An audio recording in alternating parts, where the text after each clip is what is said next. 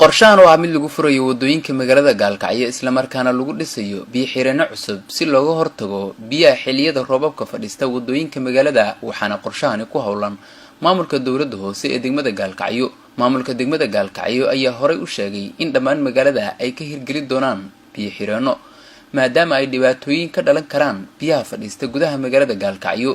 duqa degmada Gaalkacyo Xirsi Yuusuf Barre ayaa sheegay inay ku hawlan yihiin dhismaha buundada magaalada isla mar ahaantaana ay dhibaato ku qabeen bulshada magaalada asagoo sidoo kale xusay inay jiraan goobo badan oo ka tirsan magaalada oo shaqooyin ay ka qaban doonaan. waxaan dhisaynaa buundadan oo muddo badan magaalada caqabad ku ahayd oo khaasatan marka roobku go'o magaalada sumcad xumo badan ku haysay ilaahay nagu guuleeyay waa mahad iskale inaan ka hawlgalno. waxa kale oo noo qorshaysan tan markaan dhammayno laba god oo kale oo wadada dhexdeeda ka samaysmay ayadana inaan dhisno haddii ilaahay idmo meelo kale aan rabnaa haddii ilaahay idmo inaanu tubooyin iyo gelino.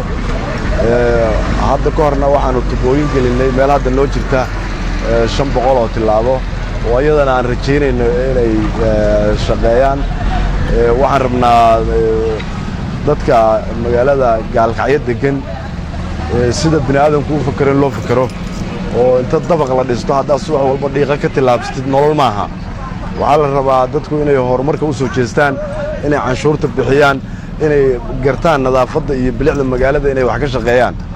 waxaan rabaa inaan ka hadlo jirdinooyinka booliskii baan ku amarnay inay jirdinooyinka meelaha baabuurta aan loogu talagelin oo lagu baakiminayo iyo meelaha baabuurta lagu dhaqayo inay ka hawlgalaan saaka inay ka hawlgalaan baan rajaynaynaa. buundadaanna markay dhammaato sidaan sheegnay shaqo kale aanu gelaynaa haddii ilaahay idmo. buundadan waxaa dhisahaya dawladda hoose canshuurtii yareyd oo aanu dadka ka qaadnay baan ku dhisaynaa. wax hay-ada oo taakuleeyey iyo gacan ka sarrayso aan taakulayn ka helnay ma jirto. Cali Nuur Cayn, Goobjoog TV, Gaalkacyo.